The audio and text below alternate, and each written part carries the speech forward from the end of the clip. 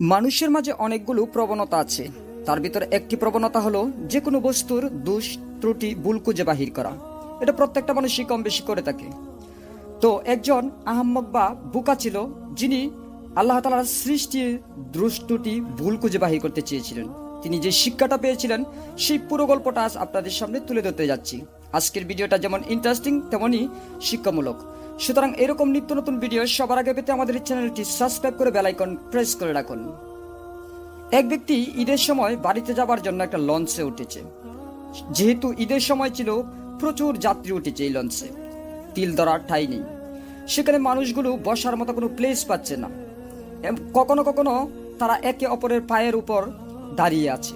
এরকম একটা পরিস্থিতি তৈরি হয়েছে। প্রচন্ড জ্যাম।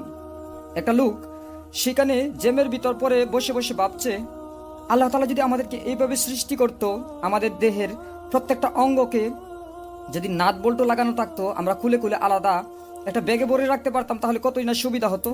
এতটা চাপাচাপি, গাদাগাদি, এতটা জ্যাম, এতটা ভিড় এখানে হতো না। এটা যখন ভাবলো মনে মনে, তখন আল্লাহ তাআলা যেহেতু অন্তর্যামী, তিনি যেহেতু সবকিছু জানতে পারেন, তিনি মনে মনে ভাবলেন, আল্লাহ তাআলা ভাবলেন যে এই বোকা লোকটাকে একটু শিক্ষা দেওয়া উচিত। আল্লাহ তাআলা একটু রাগান্বিত হয়ে গেলেন তার প্রতি। তারপর যথারীতি লঞ্চ ছেড়ে দিল। ভু ভু করে লঞ্চ এগিয়ে যাচ্ছে দ্রুত গতিতে। ছিল তখন রাতের বেলা।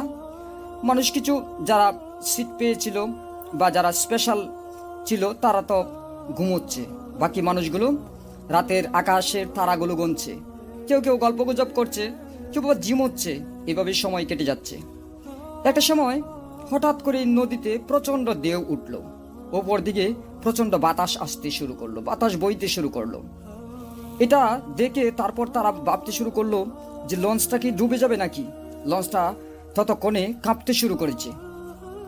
মানুষগুলো এখন চিৎকার চেঁচামেচি করছে। কেউ কেউ লঞ্চ থেকে লাফিয়ে পানিতে পড়ে যাচ্ছে। কেউ কেউ আবার কি করবে ভেবে পাচ্ছে না, তাই চুপ হয়ে দাঁড়িয়ে আছে। এরকম অবস্থায় যখন লঞ্চটা কাঁপতে থাকলো, দুলতে থাকলো, একটা সময় দপাস করে লঞ্চটা পানির নিচে তলিয়ে গেল। মানুষগুলো এবার নিজে বাঁচার জন্য প্রাণপণে চেষ্টা করছে, চিৎকার করছে, সাঁতার কাটছে। কিন্তু পানিতে যেহেতু প্রচন্ড ঢেউ এবং স্রোত আছে, সুতরাং তারা খুব সহজে বেঁচে থাকতে পারতেছে না।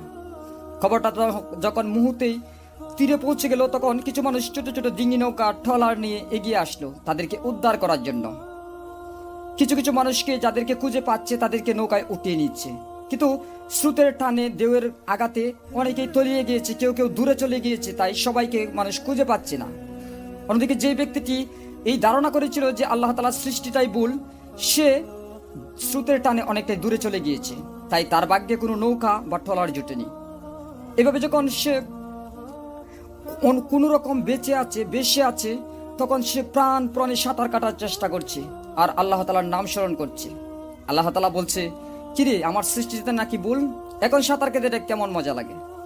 অনেক কষ্টে যখন সে ধীরে ধীরে নিস্তেজ হয়ে আসতেছে, তখন সে তীরে পৌঁছে গেল। যখন সে ডাঙায় উঠল, তখন তাৎক্ষণিকভাবে ক্লান্ত হওয়ার কারণে, ভয় পাওয়ার কারণে বেহুশ হয়ে গেল, অজ্ঞান হয়ে গেল। মাটিতে কতক্ষণ পড়েছিল তার জানা নেই। যখন হুঁশ ফিরে আসে, প্রথম বুঝতেই পারতেছিল না সে কোথায় আছে। পরে মনে পড়েছে যে আমি তো একটা অ্যাক্সিডেন্টে আমি নদীতে ডুবে গিয়েছিলাম। যাই হোক, আল্লাহ তাআলা শুকরিয়া আদায় করলো। মনে মনে ভাবলো, আমি আসলেই বোকা, আমি আসলেই আহাম্মক। আমি যে ভেবেছিলাম, আমি যে বলেছিলাম, আমি যে মনে মনে ভাবতেছিলাম যে আমাদের অঙ্গগুলো যদি আমরা খুলে রাখতে পারতাম। আমার সাথে প্রিয়জনদের জন্য কেনাকাটা করেছিলাম, কাপড় চোপড়, পোশাক আশাক, অনেক কিছু ছিল, টাকা পয়সা ছিল, প্রয়োজনীয় জিনিসপত্র ছিল। এগুলোকে ফেলে রেখে আমাকে সাঁতরে জীবন বাঁচাতে হয়েছে। এখন যদি আমার হাত পা খোলা থাকতো না, তো আমি সাঁতরাতে পারতাম। আর এই ঢেউয়ের টানে কোথায় আমার হাত পা কোন ব্যাগের ভিতরে বেশি যেত আমি তো খুঁজেই পেতাম না। সুতরাং এতক্ষণ আমি মরে ভূত হয়ে যেতাম। তো ফ্রেন্ডস, আমরা আসলে অনেক সময় গর্ব করি, অহংকার করি। আমরা মনে করি যে আল্লাহ তাআলা যে কাজগুলো করছে এটা হয়তো বা ভুল, এটা হয়তো বা সঠিক না, বা তার চাইতে পারফেক্ট, তার চাইতে ভালো কোনো প্ল্যানিং হয়তো বা আমাদের মাথায় আসে। কিন্তু এটা কিন্তু সম্পূর্ণরূপে ভুল। আল্লাহ তাআলা এমন এক সত্তা যার কাজে কোনো ত্রুটি নেই, কোনো ভুল নেই, কোনো আশঙ্কাও করা যাবে না। তাহলে আমাদের যেমন ঈমান থাকবে না, ঠিক তেমনই আল্লাহ তাআলার সামনে একদিন জবাবদিহিতা করতে হবে। দুনিয়ায় হয়তো বা এই ব্যক্তিটির মতো আমরা তার আল্লাহ তাআলার রুহ সালানুল্লাহ পূর্ব না, কিন্তু আখিরাতে অবশ্যই আল্লাহ তাআলার জবাবদিহিতা আমাদেরকে করতেই হবে। তো ফ্রেন্ডস, আজকে আমার এই গল্প কাহিনী কেমন লেগেছে অবশ্যই কমেন্টস করে জানিয়ে দিতে বলবেন না। যদি সামান্যতম ভালো লেগে থাকে তাহলে ভিডিওতে একটি লাইক দিয়ে বন্ধু বান্ধবের সাথে শেয়ার করবেন। আপনি যদি আমাদের নতুন শ্রোতা দর্শক হয়ে থাকেন তাহলে চ্যানেলটি সাবস্ক্রাইব করে বেল আইকন প্রেস করে রাখুন, তবে নিত্য নতুন ভিডিও সবার আগে পেয়ে যাবেন। সকলে ভালো থাকুন, সুস্থ থাকুন, কথা হবে নেক্সট টাইম। আজকের মতো বিদায়। আল্লাহ।